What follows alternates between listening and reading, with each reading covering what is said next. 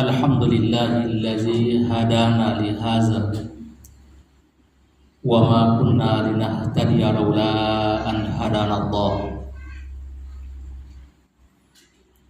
Asyhadu an la ilaha illallah wahdahu la syarika lah, syahadatan takuna lana fil jinani kanzan ma'rufa. Wa asyhadu anna Muhammadan abduhu wa rasuluh allazi aqamaha manabiral islami ba'da duthur. Allahumma salli wa sallim ala sayyidina Muhammad sayyidil mursalin wa ala alihi wa sahbihi ajma'in, amma ba'd. Ayuhal muslimun al-hadirun, usikum wa nafsi awalan bitaqwallah faqad fazal muttaqun. Qala Allah Ta'ala fi kitabihil Qur'anil Karim, a'udzu billahi samil alim minasy syaithanir rajim. Walau tara izil mujrimuna naqisu ru'usihim inda rabbihim Rabbana absarna wa sami'na farji'na na'mal shalihan inna muqinun. Sadaqallahul azim. Hadirin sidang jamaah Jumat yang insyaallah dimuliakan oleh Allah. Disebutkan dalam sebuah riwayat, suatu hari Sayyidina Abu Bakar As-Siddiq berjumpa dengan seorang sahabat lainnya yang bernama Hanzalah. Lalu pada saat itu Abu Bakar bertanya, "Wahai Hanzalah, bagaimana kabarmu saat ini?" Di luar dugaan Sayyidina Abu Bakar As-Siddiq, tiba-tiba Hanzalah mengatakan, "Wahai Abu Bakar, saat ini Hanzalah sudah menjadi orang munafik." Tentu jawaban ini mengejutkan Sayyidina Abu Bakar As-Siddiq, karena Hanzalah dikenal sahabat yang soleh, yang ahli ibadah. Dan Hanzalah ini adalah merupakan salah satu dari sekretaris pribadi Rasulullah Sallallahu Alaihi Wasallam. Sehingga ketika Hanzalah menjawab bahwa dia sedang menjadi orang munafik, timbul rasa penasaran dalam diri Abu Bakar As-Siddiq, ada apa dengan Hanzalah? Lalu Abu Bakar bertanya, "Wahai Hanzalah, ada apa dengan engkau? Kenapa engkau tiba-tiba merasa bahwa engkau sudah menjadi orang munafik?" Lalu Hanzalah menjawab, "Bagaimana mungkin saya tidak munafik? Ketika saya berada di hadapan Rasulullah, di majelis Rasulullah, ketika Rasulullah bicara tentang surga, rasa-rasanya surga itu nampak dalam pandangan mata saya. Ketika Rasulullah bicara tentang neraka, maka pada saat itu rasa-rasanya neraka terbayang di depan mata saya. Sehingga kesadaran spiritual saya meningkat, semangat beribadah saya semakin naik. Akan tetapi ketika saya meninggalkan majelis Rasulullah, saya kembali ke keluarga saya kembali beraktivitas mengerjakan pekerjaan saya, maka semua kesadaran tadi itu dalam sekejap berubah total. Yang tadinya semangat ibadah begitu tinggi, rasa-rasanya gambaran surga di depan mata saya kembali hilang. Lalu Sayyidina Abu Bakar mengatakan, "Sesungguhnya saya juga mengalami seperti itu, wahai Hanzalah." Maka kedua sahabat yang mulia ini sepakat untuk datang menemui Rasulullah dan bertanya tentang perihal apa yang mereka alami. Dan ketika mereka berdua menceritakan apa yang mereka alami kepada Rasulullah, ternyata Rasulullah tersenyum dan mengatakan, "Tidaklah engkau menjadi orang munafik karena hal itu. Karena iman sesaat dan sesaat," kata Rasulullah.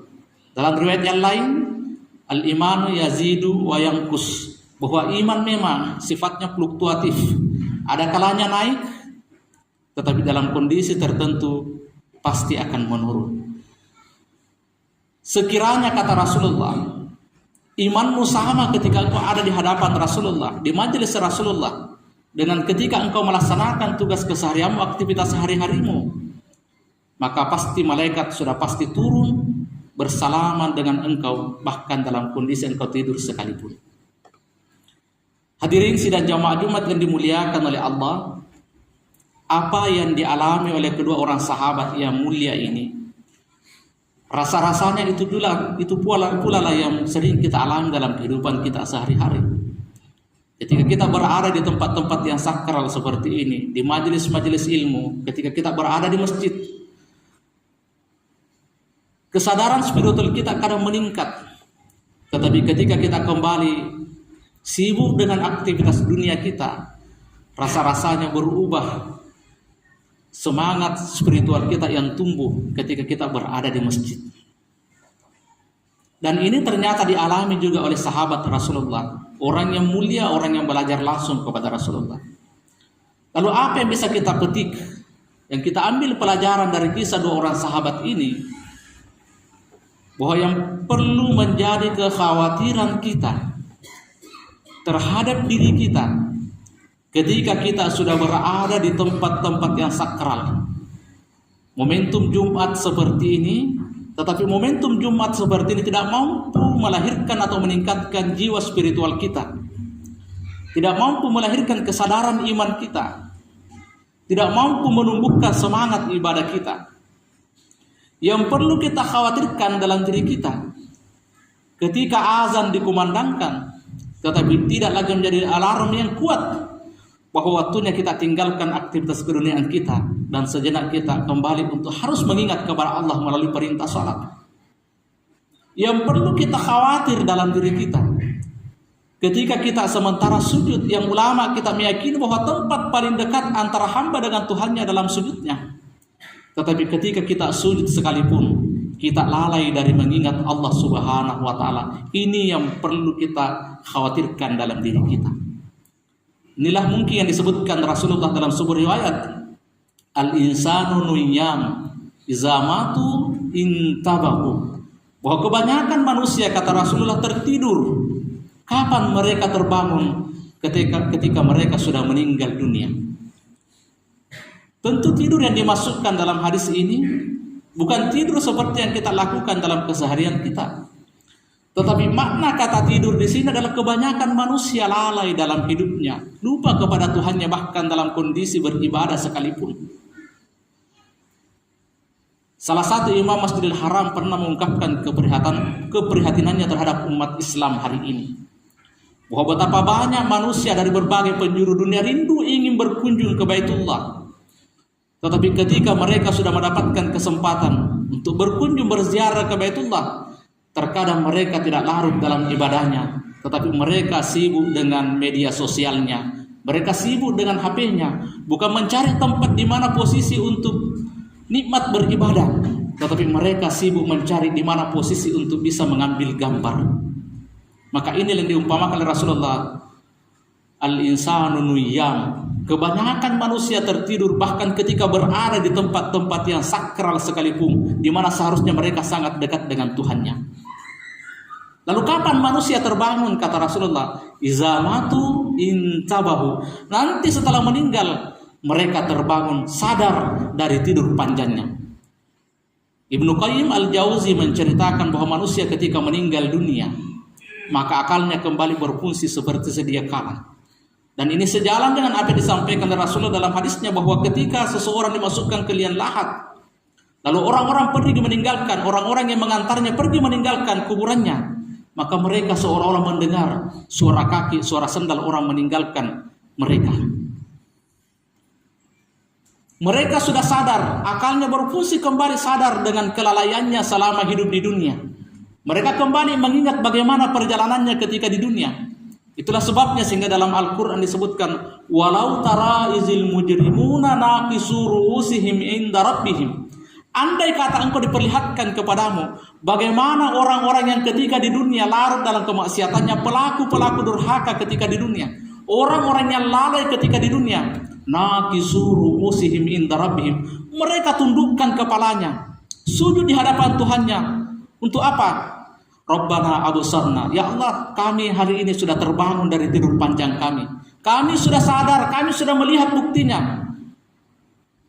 Fardina na'mal salihan, kembalikan kami ke bumi, kami ingin beribadah kepadamu. Barulah manusia sadar pada saat itu. Barulah kebanyakan manusia terbangun pada saat itu. Wah, betapa banyak kesempatan di dunia yang dilalaikan karena mereka terlena oleh kehidupan dunia.